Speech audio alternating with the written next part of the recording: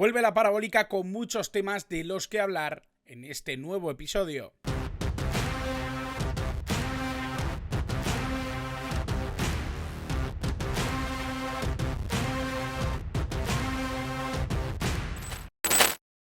Vamos a empezar ya con este repaso, con este resumen que siempre hacemos en la parabólica de todo lo que ha ocurrido en el fútbol internacional. Y vamos a empezar, como siempre, por España. Vamos a empezar primero por la Liga Española, vamos a empezar por lo que ha sucedido o por lo que más ha llamado la atención dentro del fútbol español. Y bueno, me parecía de ley. Me parecía importante, me parecía interesante poder hablar sobre Osasuna. Creo que es un equipo que lleva haciendo las cosas bien bastante tiempo. Creo que es un equipo que además está siendo muy importante en lo que hace, en cómo lo hace y sobre todo dejando muy claro que son un equipo que nunca se rinde. Ha llamado un poco la atención o quizá se ha convertido un poco en el grito de guerra de un colectivo, de un grupo que está trabajando muy bien a las órdenes de Yagoba Arrasate y que por supuesto nos está llamando la atención a quienes seguimos la competición liguera. ¿Por qué nos llama la atención Osasuna? ¿Por qué nos está llamando la atención el trabajo realizado por este equipo? Bueno, básicamente porque creo que la temporada de Osasuna este 2022-2023 es de valorar, ¿no? Creo que es un trabajo encomiable, creo que están haciendo un grandísimo trabajo con todo lo que proponen. Han conseguido 8 victorias, 4 empates y 7 derrotas en esta 2022-2023. Hay que decir que siguen vivos en la Copa del Rey, como acabamos de comentar precisamente en el ratito anterior, y han echado a Nastic, Betis y Sevilla. Creo que son diferentes pruebas que marcan que Osasuna está haciendo las cosas bien, que se convierte siempre en un equipo difícil de jugar. Creo que es un equipo que de verdad consigue hacer de los partidos algo complicado para sus rivales, y creo que eso tiene un mérito tremendo, ¿no? Sobre todo hablando de un equipo pues con su presupuesto, con su realidad actual, con lo que ha pasado, ¿no? Desde hace ya bastantes años, si no me equivoco en 2017 incluso muy cerca de tener problemas económicos que pudieran arrastrar al club a realidades mucho más adversas. Y por supuesto creo que están haciendo un trabajo encomiable de cara a competir en este curso, en esta 2022-2023. Uno de los grandes secretos, obviamente, está en su plantilla, en lo que están consiguiendo y lo que están haciendo dentro del trabajo de los jugadores dentro de este equipo, por supuesto. Luego iremos a la idea, luego iremos a lo que propone este Osasuna y luego discutiremos si es el juego que más nos llama la atención o que si es el estilo que más nos acerca al fútbol, que más nos gusta, ¿no? Pero lo que está claro es que Osasuna está consiguiendo resultados, que está haciendo un gran trabajo, un encomiable trabajo con una plantilla, creo, bastante aseadita, pero sin tener grandísimos nombres, ¿no? Yo creo que si algunos de los destacados son precisamente los que vemos aquí, ¿no? Moi Gómez, David García, Chimi Ávila, Lucas Torró, me da la sensación de que lo que se ve es que sobre todo hay un grandísimo trabajo a la hora de sacar lo mejor de diferentes piezas que ahora mismo están brillando en Osasuna, ¿no? Está el caso, obviamente, de Chimi Ávila, un futbolista que yo creo que estaba para grandes cosas, que ha tenido muchos problemas con las lesiones, que está resurgiendo de nuevo en importancia, en ser un hombre clave dentro de Osasuna. David García creo que es uno de los grandes descubrimientos de esta generación, creo que es un futbolista que está encajando muy bien, que es un gran líder dentro del campo. Moi Gómez igual, ¿no? Después de pasar un tiempo en Castellón, siendo un jugador que en el Villarreal no terminó de ser quizá lo que quería o lo que buscaba o encajar dentro del sistema del Villarreal, y lo está haciendo a la perfección dentro de un Osasuna, donde es un hombre además importantísimo, ¿no? Ni que decir tiene de Lucas Torró. Creo que es un futbolista que además surge en la cantera madridista, que sale de la fábrica, que es un futbolista con mucho fútbol, con mucha gestión, sobre todo en medio campo, un futbolista que ve muy bien el fútbol, que se asegura en muchos casos que el trabajo no esté desprovisto de calidad, de intención, de saber jugar al contrario, y en ese sentido yo creo que este Osasuna es un colectivo que realmente tiene grandes nombres que se podrían unir obviamente a John Moncayola, Rubén García, grandes nombres que yo creo que están surgiendo y apareciendo y siendo muy importantes dentro de un colectivo que para mí tiene un líder inequívoco en Yago Barrasate. Creo que es un entrenador que realmente está haciendo las cosas muy bien, 44 años, 192 partidos ya disputados desde el banquillo de Osasuna. Creo que realmente eso es algo que también marca un poco el conocimiento por la institución, la apuesta por un entrenador. Desde 2018 es entrenador de Osasuna, desde julio de 2018. Creo que esta apuesta habla a las claras de lo que ha querido hacer Osasuna desde ese instante, desde ese preciso momento, apostar sobre una idea, sobre un entrenador que conocía la casa, que tenía una intención y una idea muy clara para poder trabajar, y creo que están recibiendo lo que pretendían o lo que merecían, ¿no? Yo creo que al final quien sembra recoge, y en ese sentido creo que Yago Barrasate y Osasuna, están recogiendo y están logrando grandes retos dentro de esta liga y dentro de esta temporada, ¿no? 2022-2023. Hay que hablar, por supuesto, de lo que se le viene en febrero a Osasuna. Ya he dicho que precisamente esta semana han perdido contra el Atlético de Madrid, un gol de Saúl Ñíguez que terminó con las esperanzas de Osasuna para sacar puntos contra el Atlético de Madrid. Un Atlético de Madrid que, ojo, porque va recuperando ciertas sensaciones, ¿eh? En las últimas jornadas sí que he visto o he notado que pueden estar recuperando ciertas situaciones que yo creo que están en el camino. Incluso esa primera parte contra el Real Madrid me dio la sensación de que el Atlético de Madrid puede estar mejorando bastante, y se ha agarrado también al resultado contra Osasuna en un año en el que, como digo, ¿no?, se le viene un febrero duro a Osasuna, contra Español, que se está jugando la vida, contra el Real Valladolid, que se está jugando la vida también, contra el Real Madrid, que es un líder, que es un equipo importantísimo, ¿no?, que se está disputando el liderato, que obviamente no puede perder comba dentro de esta realidad, y obviamente también, por supuesto, contra un Sevilla que quiere seguir sumando, quiere seguir alejándose de los puestos de descenso. Yo creo que la realidad es completamente lógica, y en este caso creo que Osasuna está en el camino de poder hacer cosas grandes, pero ojito al mes que se le viene en febrero, y por supuesto ese partido de Copa del Rey contra el Athletic Club, que es ida y vuelta. Recordemos que a partir de semifinales vuelve a ser ida y vuelta, que puede que el primer partido sea precisamente nada más acabar febrero, la primera semana de marzo, y que la vuelta se pueda pasar a la primera semana de abril. Ojo con eso, porque también puede ser clave de cara a lo que puede ser la disputa de este torneo por parte de Osasuna, un equipo que, ya digo, me parece que está haciendo las cosas de manera increíble.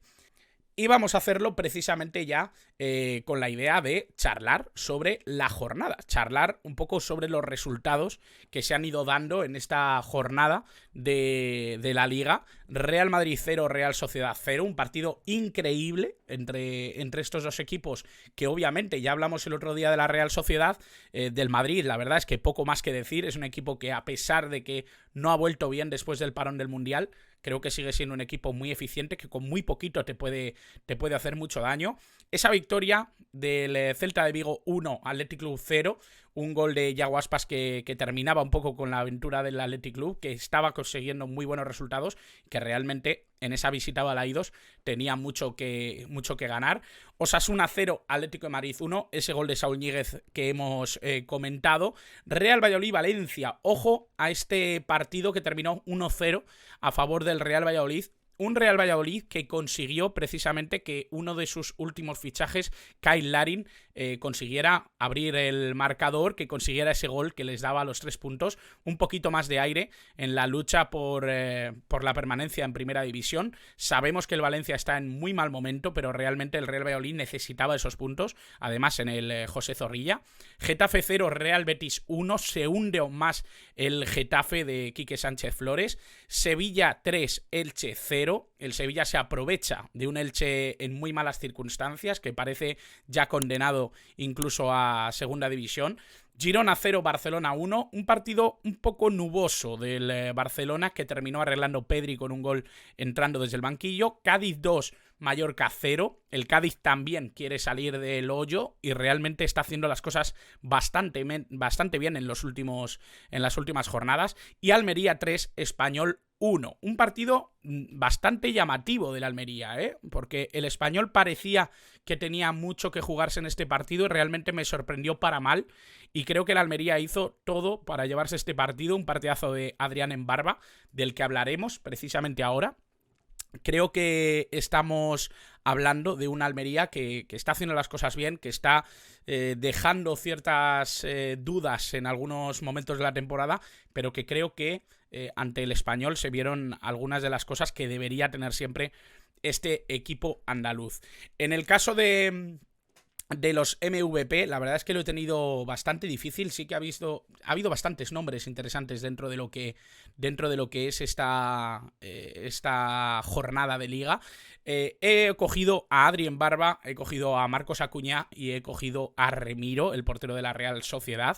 En Barba, la verdad, me pareció que hizo un partidazo increíble ante el Español. Creo que el Almería hizo un grandísimo partido, pero creo que en Barba además tuvo esas dotes de liderazgo que sin marcar goles, que sin dar asistencias incluso, me dio la sensación de hacer un grandísimo partido, ¿no? Muy activo, siempre con muchas ganas.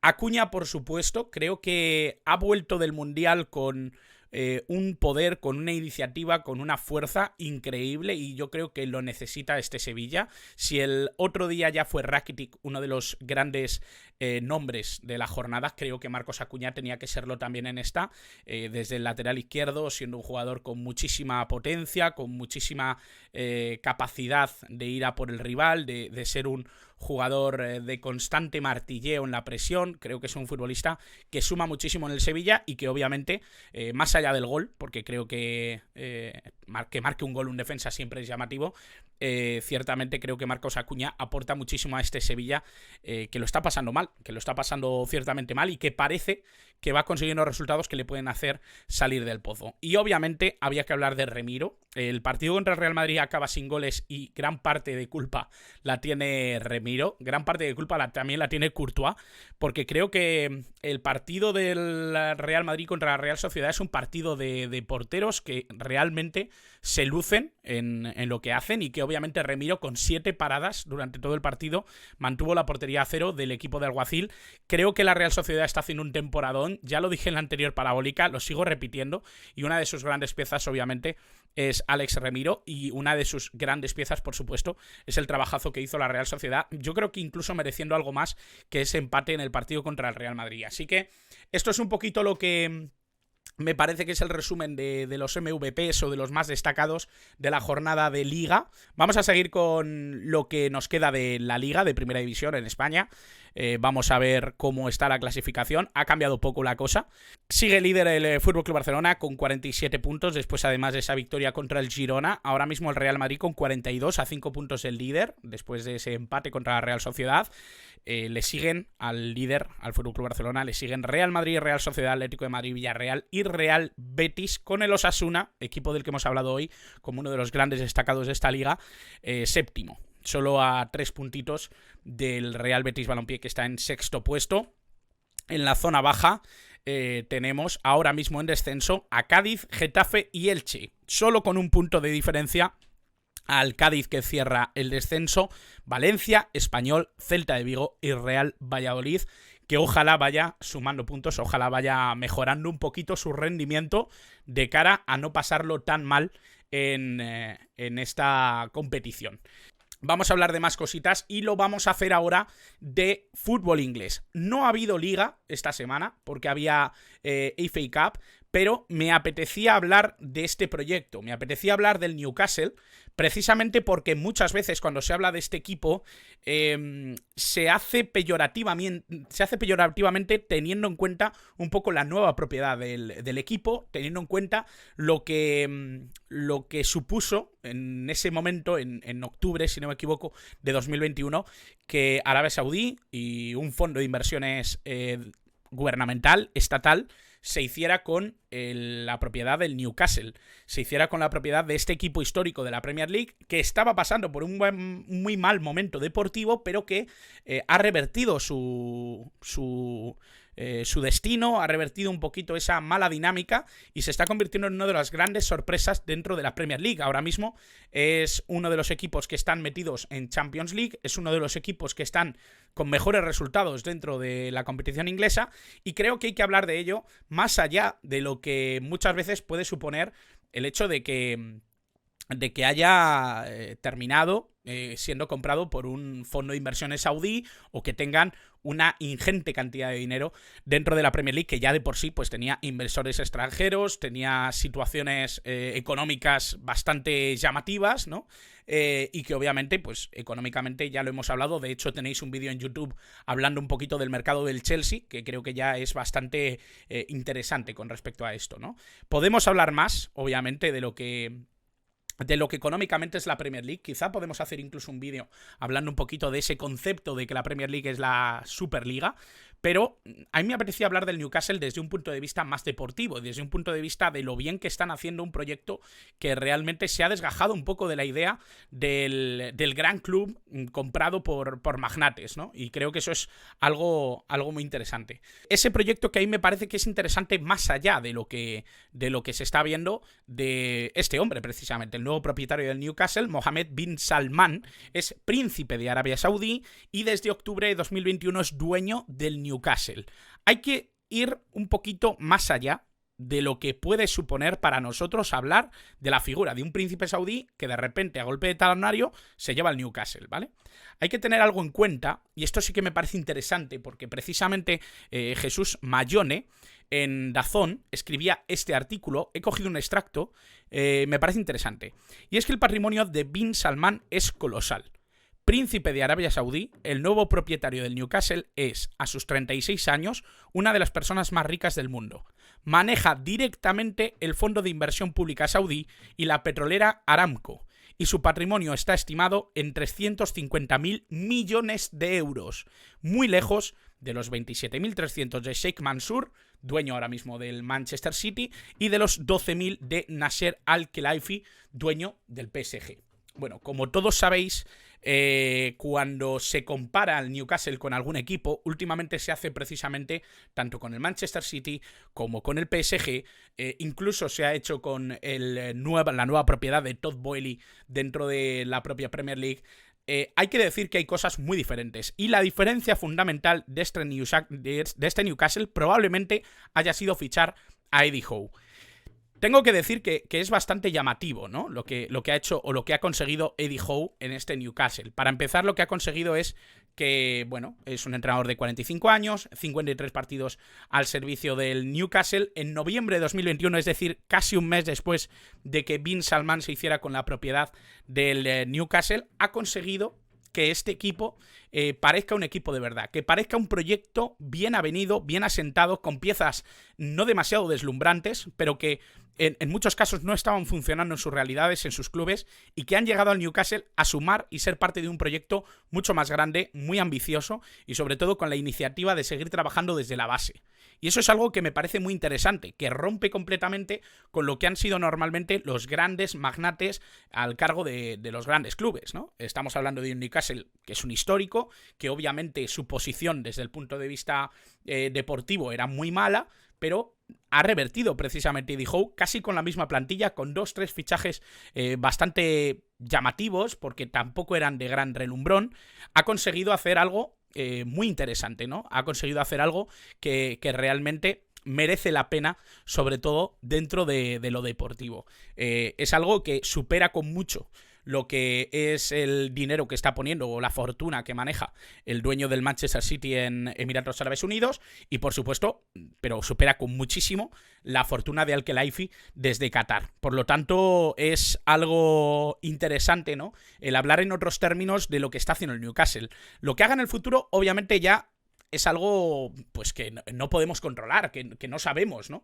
Pero sí que tengo claro que conseguir 28 victorias, 13 empates y 12 derrotas en 53 partidos jugados por el equipo de Eddie Howe en esta Premier League, y sobre todo con los rivales que tienen y con la situación que se encontró de Eddie Howe en noviembre de 2021, me parece que tiene muchísimo mérito. Me parece que sería injusto hablar en otros términos de lo que está consiguiendo ahora mismo este Newcastle con piezas, como digo, que no son de gran relumbrón, que no son piezas que nos vayamos a volver locos. No se ha gastado 200 millones en nadie, cosa que podría haber hecho tranquilamente, porque creo que realmente es algo que no está lejos de lo que está haciendo, por ejemplo, un equipo como el Chelsea, y que obviamente tiene una estructura económica mucho más pequeña, ¿no? Arrimando el hombro dentro de las oficinas y dentro de la administración del Chelsea, con Todd Boehly y con todo lo que supone ahora mismo el movimiento del mercado en el Chelsea. Casi 500 millones, lo tenéis en el vídeo que grabé para YouTube, casi 500 millones gastados entre el mercado de verano y el mercado de enero. Y bueno, yo quería sobre todo hacer partícipes a los que nos estáis viendo, que no tengáis tan controlado quizá a este Newcastle deportivamente. Quería señalar 3 piezas fundamentales, que son Trippier, Schär y Almirón. Tengo que decir que Trippier se ha convertido en un jugador increíble dentro de la realidad del Newcastle. De hecho, desde su llegada del Mundial, se ha convertido en un futbolista prácticamente temible en la Premier League. Es un jugador excepcional, que sabemos que desde la banda derecha domina muchísimas cuestiones, y es un futbolista que además tiene esa capacidad para, desde el juego a balón parado, y sobre todo desde esa banda derecha, tiene la capacidad de hacerse grande y de fomentar sobre todo que el equipo tenga mucha más participación y que consiga tener muchísima más presencia en ataque. Es un futbolista que desde lo ofensivo, sobre todo desde esa posición del lateral derecho, interviene muchísimo en el juego del Newcastle, y es uno de los grandes nombres dentro del proyecto de Eddie Howe en este equipo. Fabian Schär a mí me parece que es un renacido. Creo que Fabian Schär no daba esta sensación de dominio en ningún momento en su travesía en el Newcastle. Creo que ha mejorado muchísimo con la llegada de Eddie Howe, que de hecho incluso ha hecho plantear muchas cosas en esta defensa. Quizá Eddie Howe no tenía el planteamiento inicial, la defensa tal y como está constituida ahora mismo en el Newcastle, y precisamente el buen nivel de Schär ha obligado, ¿no?, a tomar ciertas decisiones que de primeras a lo mejor no hubiera tomado. Y obviamente tengo que hablar de Miguel Almirón.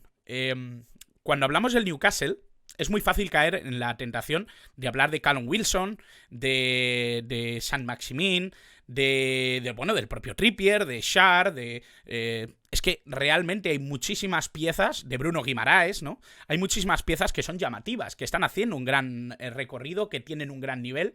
Pero yo creo que hay que fijarse mucho en el paraguayo. Creo que hay que fijarse muchísimo en lo que está haciendo bien Miguel Almirón en este equipo, que se ha convertido de alguna manera en un jugador invisibilizado en los últimos años y que hoy por hoy está siendo para mí la estrella de este Newcastle. Está aportando absolutamente de todo, ya no solo a nivel goleador, sino también a nivel de asistencias, a nivel de contribución y creación ofensiva. Creo que es un jugador con un trabajo innegable en la zona media del Newcastle. Creo que es un futbolista que está cuadrando muy bien con la idea de Eddie Howe, que ha entendido bien cuál es el objetivo de este Newcastle y está viviendo bien y se está comportando de una manera excelente dentro del campo. Y por lo tanto, creo que merecía la pena poder hablar de Miguel Almirón, poder hablar, por supuesto, de este Newcastle de otra forma, ¿no? Porque realmente, y esto lo digo completamente en serio, muchas veces cuando he oído hablar del Newcastle, he oído hablar de él de una forma, pues como he dicho, ¿no?, peyorativa o con cierto recelo por haber recibido el dinero que ha recibido tras la compra de Bin Salman. Hay que hablar con la verdad en la mano, y es que obviamente ese refuerzo económico ha sido brutal y que probablemente haya incentivado en muchos casos que se trabaje de otra manera, pero no estamos hablando de un mercado súper llamativo dentro de lo que está haciendo el Newcastle en las últimas 2 temporadas. Me parece que lo que está pasando es algo completamente distinto a lo que esperábamos cuando sabíamos que el Fondo de Inversión Público de Arabia Saudí estaba interesado en comprar el Newcastle. Yo creo que están sorprendiendo a todos, y que la gran referencia de ese cambio o de que las cosas no estén siendo como esperábamos de primeras es precisamente Eddie Howe y el trabajo que está haciendo con estos jugadores.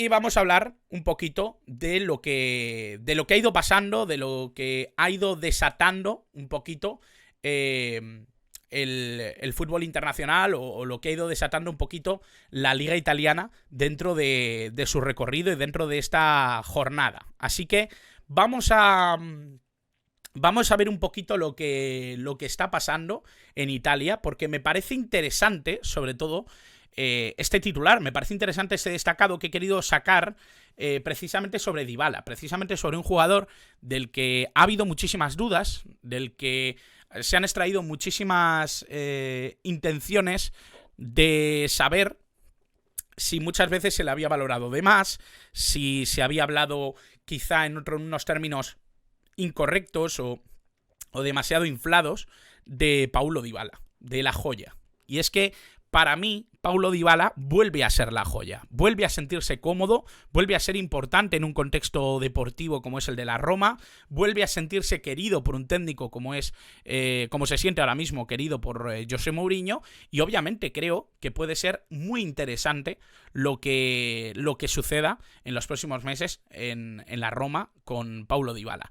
Creo que ha habido una intención por todas las partes de entender el talento de Dybala, de entender la iniciativa o la ambición que tenía esta Roma, y que han cuajado muy bien ambos actores, ¿no? Por así decirlo. Creo que tanto Mourinho como Dybala han encajado bien dentro del ideario, y creo que además la Roma sí que tiene una dimensión suficiente como para hacerle a Paulo Dybala sentirse querido. Creo que su recibimiento en Roma fue colosal. Además fue cerquita del Coliseo, por lo tanto nos viene bien la referencia, pero me parece que va más allá, ¿no? de lo que estamos viendo en cuanto a recibimiento, en cuanto a importancia del propio Dybala dentro del equipo, en cuanto a lo que está siendo su aporte. Son cifras que se acercan incluso a su rendimiento en el Palermo, un equipo en el que realmente brilló con luz propia, consiguió, si no me equivoco, 21 goles en casi 100 partidos. Estamos viendo que 10 goles, 5 asistencias en los 18 partidos que ha jugado con la Roma. Creo que son cifras muy interesantes para saber que Paulo Dybala realmente está motivado, que se siente querido, que se siente importante dentro del contexto de una Roma que sigue luchando por estar arriba, que sigue intentando pelear, que precisamente creo que esta semana no es el mejor momento para hablar de la Roma y de su concepto, pero sí que plantó cara a un Nápoles que, aunque se llevó los 3 puntos en esta última jornada, creo que está francamente bien, ¿no? Lo hemos visto, la vuelta además de Kvaratskhelia a esa banda izquierda, creo que era un Napoli bastante temible, y creo que la Roma no hace un partido nada malo. Es un partido en el que planta cara, un partido en el que realmente tiene esa iniciativa de ir a por todas, y creo que Paulo Dybala, aunque no destacó tanto como en otras ocasiones, sí me parece que fue un elemento importante, un elemento que por su presencia, por su rol, por su forma de jugar, siempre destaca, siempre llama la atención. Y hay que decir que creo que hay algo que marca un poco lo que es Dybala en este momento de su carrera, y es precisamente no haber fallado el penalti de la final contra Lloris. Creo que realmente puede parecer una tontería, pero no fallar ese penal, no fallar esa confianza que te da el grupo, creo que fue importantísimo para él. Ya no solo en contexto de la Roma, sino también en contexto de selección. Yo creo que la joya puede ser importante para el futuro de la selección argentina. Creo que Dybala debe ser importante para el futuro de lo que viene ahora mismo dentro de este camino que va a empezar a retomar la selección argentina después de este fracaso, entre comillas, con la selección sub-20. Creo que lo que puede construir la absoluta con muchos de esos chicos que vienen de la sub-20, que quizá no están siendo tan aprovechados, esto podemos hablarlo en otro momento, sí que me parece que Dybala crece bastante en cuanto a confianza, en cuanto a sentirse parte de un equipo, de un colectivo, de un trabajo conjunto. Me parece que Dybala se vio reforzado precisamente con ese gol de penalti ante Francia, y sobre todo con la confianza que le prestaron en un momento clave, ¿no? de la historia de su país y de su propia historia como futbolista de élite. Vamos a seguir hablando de fútbol italiano, vamos a seguir hablando obviamente de la jornada, y vamos a seguir hablando de lo que nos ha dejado esta competición. Napoli-Roma 2-1, ganaron los líderes actualmente. Lazio-Fiorentina 1-1, Juventus 0, Monza 2. Ojito con la Juventus, porque además ha recibido esa sanción de 15 puntos, que ojo, porque está en revisión, pueden ser más. El otro día lo comentaba Soy Calcio, los amigos del canal, Irati Prat, José Rodríguez, anunciaban un poquito en Soy Calcio que esto puede ir a más, por lo tanto, ojito con el devenir de la Juventus, que además cayó contra el Monza. Milan 2, Sassuolo 5, partidazo del Sassuolo y desastre absoluto a nivel organizativo en el Milán. Un partido pésimo de los que hacía mucho tiempo que no le veía al Milan. Atalanta 2, Sampdoria 0, precisamente Musso con un nivel sublime en la Atalanta. Ahora mismo está pendiente el Udinese Verona. Tenemos también resultado de Cremonese 1, Inter 2, partidazo de Lautaro Martínez, Empoli 2, Torino 2, Lecce 1, Salernitana 2, Bolonia 2, Spezia 0. Y bueno, vamos a hablar, por supuesto, como siempre, también de MVPs, de jugadores llamativos, de jugadores que han hecho un buen papel en esta jornada. Tengo que hablar, obviamente, de Radvat Marin. Para muchos será un desconocido total.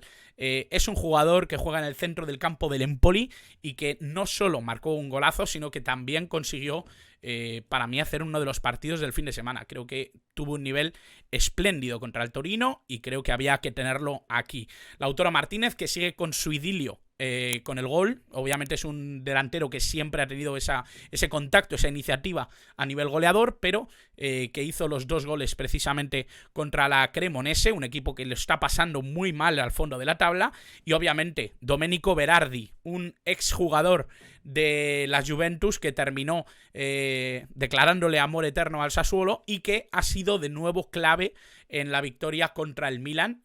Ojito al Sassuolo, porque a pesar de que en muchos casos ha tenido partidos en los que parecía irse un poquito de la competición, se está convirtiendo en uno de los grandes matagigantes de esta competición. Lo ha sido los últimos 2-3 años, pero creo que Berardi ha vuelto a despertar, creo que ha hecho muy buen papel precisamente contra el Milan y creo que fue uno de los hombres importantes dentro de esta victoria.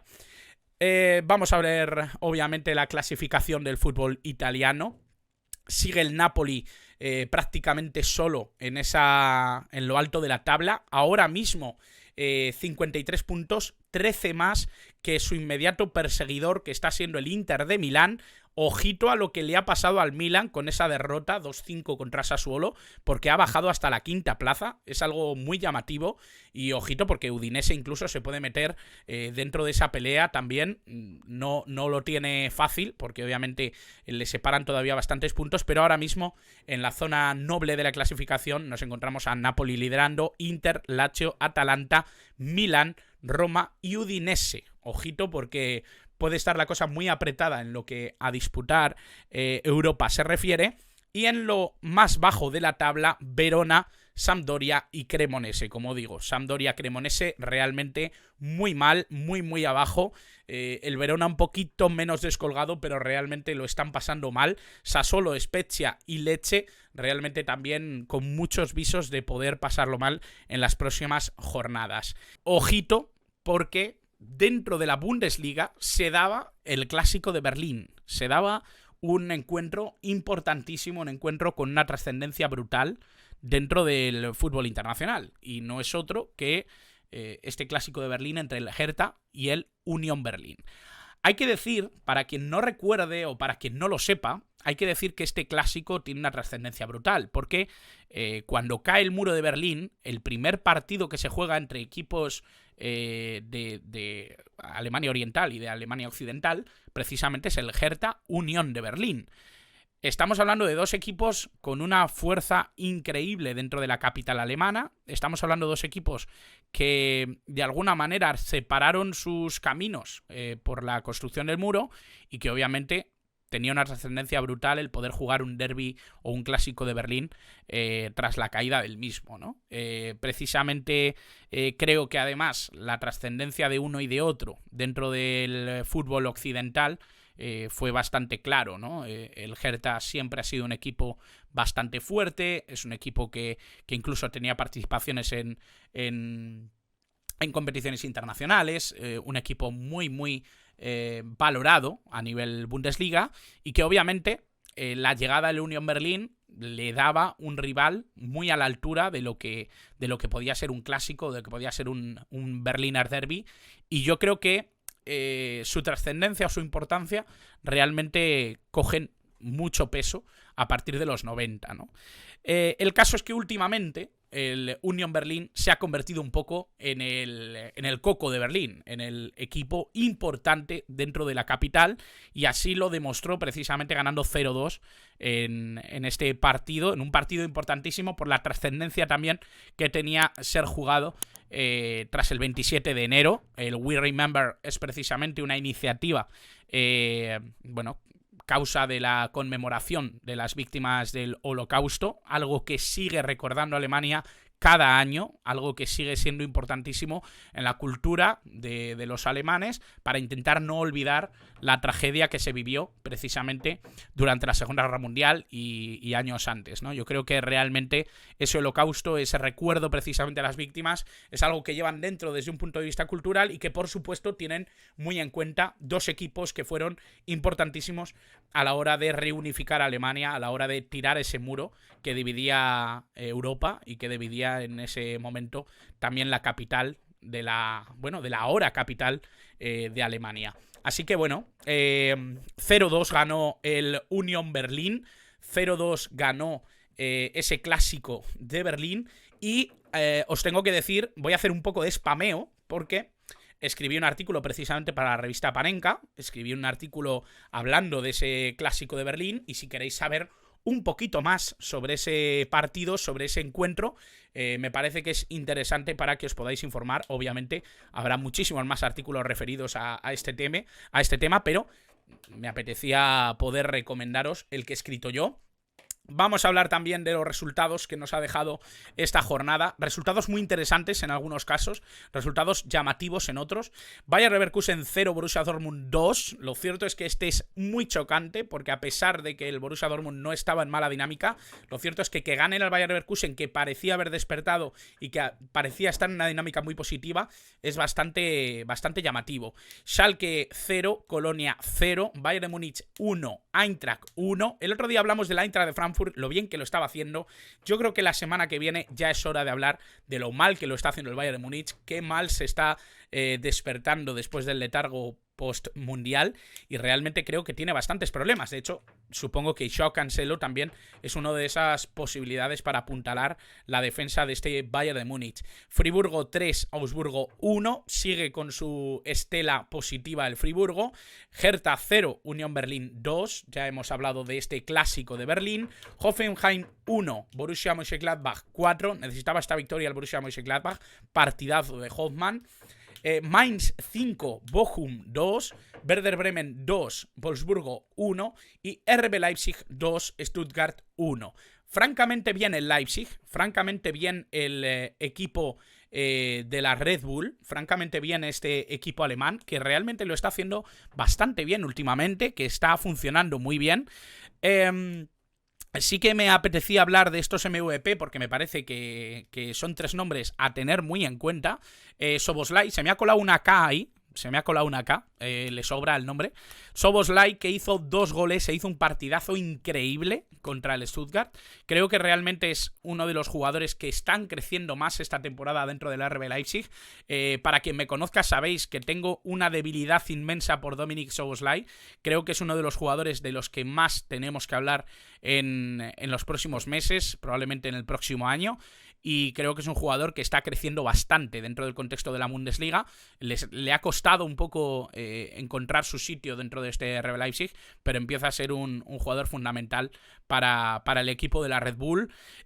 También, obviamente, hay que hablar de Hoffmann, ya lo he dicho, partidazo el suyo. Me parece que da una asistencia, marca 2 goles, es un jugador fundamental en los últimos meses de este Borussia Mönchengladbach. El otro día tuvieron un correctivo importante, cayeron de forma bastante abundante, y creo que necesitaba esta victoria del Borussia Mönchengladbach después de perder además a uno de sus grandes nombres, como era su portero. Obviamente el perder precisamente a...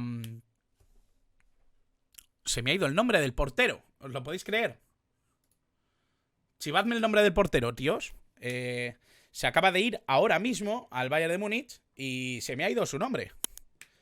Estas son las cosas que me pasan a mí. Es increíble, ¿eh? Sommer, Jan Sommer, sí señor, gracias Facu, porque es que si no es por ti, no sé qué me iba a pasar. Gracias Raulín, hombre, Raulín, ¿no serás tú el Raulín del canal de Salva García?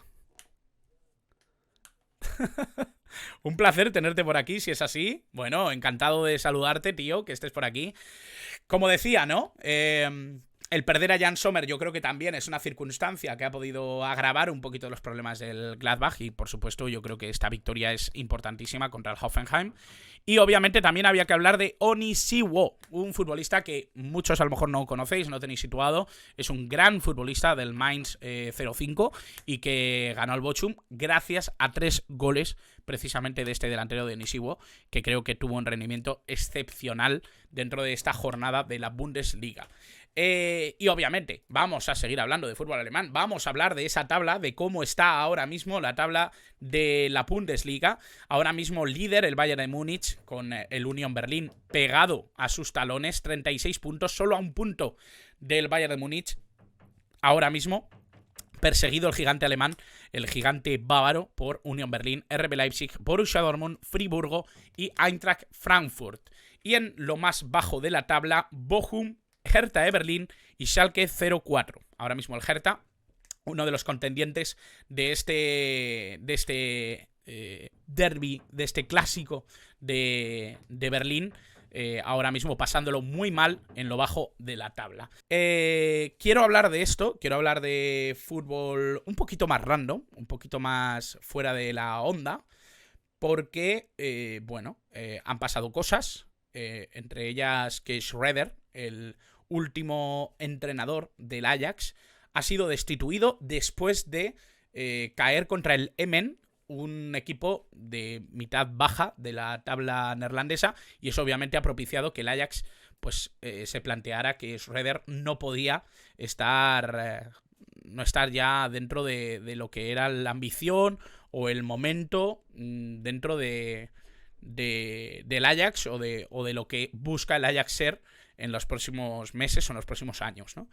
Se ha destituido, por lo tanto, al que ha sido su entrenador y se abren 2 caminos interesantes. Y esto, obviamente, me gustaría que luego lo debatiéramos un poquito en el chat, lo que se debate ahora mismo dentro del Ajax. Y se debate entre 2 nombres, esencialmente, que son Luis Enrique y Marcelo Gallardo. Esto es algo llamativo, Yo el otro día Twitter lo lanzaba, porque además me venía todo de una fuente bastante firme o bastante fidedigna, como es Alex Heredia. Os lo recomiendo mucho a todos. Es un tipo que habla de fútbol neerlandés y que me parece formidable todo lo que hace y cómo lo comunica. Y bueno, a mí me hace ilusión que Luis Enrique pueda llegar a una realidad como la del Ajax. Primero porque creo que estará fuera de los focos más fuertes dentro del fútbol internacional. Estará en una liga, creo que muy competitiva, con muy buen trabajo de jóvenes y con una filosofía ofensiva que creo que casa bastante bien con lo que es Luis Enrique como entrenador. Con Marcelo Gallardo me encaja también. Creo que Marcelo Gallardo además es un entrenador que en River Plate lo ha hecho francamente bien, ha hecho historia, creo, con este club, creo que él mismo es una de las grandes piezas fundamentales dentro de esa historia y sí que es verdad que encajaría dentro de la filosofía neerlandesa primero y del Ajax después, ¿no? Pero me parecería un cambio quizá más radical del que podría ser Luis Enrique. Es verdad que luego el caché pues son situaciones diferentes, ¿no? O situaciones que también pueden acercar o alejar a uno o a otro. Yo no sé qué va a ser, pero lo que está claro es que estamos hablando de 2 técnicos top, de 2 técnicos de muchísimo nivel y de 2 técnicos que podrían hacer del Ajax un equipo muy interesante para el futuro. Así que bueno, realmente aquí hablamos de este tema, de esta información que ha salido. Obviamente ahora mismo es Wesley Sneijder el elegido para ser interino dentro del Ajax, pero era interesante ver un poquito cuáles son los nombres que están sonando. Yo no sé si para ya o para final de temporada, pero lo que está claro es que si se debaten entre estos dos nombres, el Ajax quiere construir un proyecto ganador de cara al futuro. Quiere construir algo interesante y sobre todo el dispendio económico, que yo creo que obviamente se hablaba de que el caché de Luis Enrique pudiera ser muy alto para el Ajax. Creo que el caché de Gallardo tampoco debe andarle muy a la zaga. Es verdad que supongo que Luis Enrique cobrará bastante más, pero Marcelo Gallardo no puede exigir poco sueldo teniendo en cuenta lo que ha hecho con River y lo importante que es a nivel Conmebol, ¿no? A nivel sudamericano. Y bueno, siguiente tema, y este especialmente interesante, ¿vale? Especialmente interesante. Quiero que veáis la siguiente imagen, porque me parece increíble lo que ha pasado este fin de semana en la liga neerlandesa. AZ 5, Utrecht 5. 10 goles en un solo partido. 10 goles que se han marcado en este AZ Utrecht de la Eredivisie neerlandesa. Creo que es algo que hay que comentar. Creo que es algo de lo que hay que hablar, ¿eh? Y bueno, lo interesante de este marcador, que diréis, bueno, pues 10 goles, pues 10 goles, ¿no? Es que me encontré con una curiosidad. Es que me pareció portentoso. Me pareció portentoso. Me pareció algo tan llamativo. Es que el 5-5 es lo de menos. Es lo de menos. Hacedme caso que el 5-5 es lo de menos. Yo no sé si seguís mucho, si seguís poco la Eredivisie. Es cierto que es una liga con un potencial defensivo flojito. Bueno, el tema es que lo que me parece curioso de este 5-5, en cada equipo hubo un futbolista que marcó un hat-trick. Y hasta ahí todo está bien, ¿vale? En cada equipo, en AZ y en Utrecht, hubo un jugador de su equipo que marcó un hat-trick. Es lógico porque son 5 goles, y es lógico porque esto es algo completamente, bueno, que entra dentro de la normalidad, ¿no? No estoy diciendo nada extraño. Pero lo extraño y lo realmente curioso es que ese hat-trick de unos y de otros es que los dos jugadores que marcan el hat-trick, tanto de AZ como de Utrecht, son griegos. Y esto es algo que a mí me ha explotado la cabeza, porque me parece una casualidad brutal que en Países Bajos, en un partido entre AZ y Utrecht, se den 10 goles, de los cuales 3 y 3 se marquen por un solo jugador, uno de cada equipo, y que los dos sean griegos. Es que me parece maravilloso. Me parece maravilloso. Obviamente, son dos jugadores que ya se han hecho de oro dentro de sus clubes, dentro de su realidad. Obviamente son los dos delanteros centros que jugaban como titulares, Pavlidis en AZ y Dubicas en el Utrecht, pero me parecía curioso traeroslo aquí y que lo conocierais, ¿vale? Pavlidis es un futbolista que ya tiene un recorrido bastante importante dentro de la Eredivisie. Y en Utrecht, pues obviamente Dubicas, que es otro de los grandes nombres, incluso, para poder ser importantes dentro de la selección griega. Por lo tanto, me parece interesante. O sea, es que al final, dos jugadores con un hat-trick, uno de cada equipo, marcan 5 goles cada equipo y encima los dos grandes goleadores son griegos. Es que me parece demencial. Igual a vosotros no os hace tanta gracia, pero a mí me parece algo maravilloso. Me parece algo que tenía que contaros. Esto es una de las cosas que yo me apunté en el momento en el que la vi. Así que, bueno, pues ya está ahí la curiosidad de la parabólica, la curiosidad que yo os quería dejar aquí. Pues espero que os haya gustado esta parabólica, espero que os haya gustado este nuevo episodio. Ya sabéis, suscribíos si os ha gustado, por supuesto, dadle al like porque me ayudáis a posicionar el vídeo y por supuesto, si tenéis algo que comentar o algo que sugerir, podéis hacerlo en la caja de comentarios. Como siempre, gracias por estar al otro lado.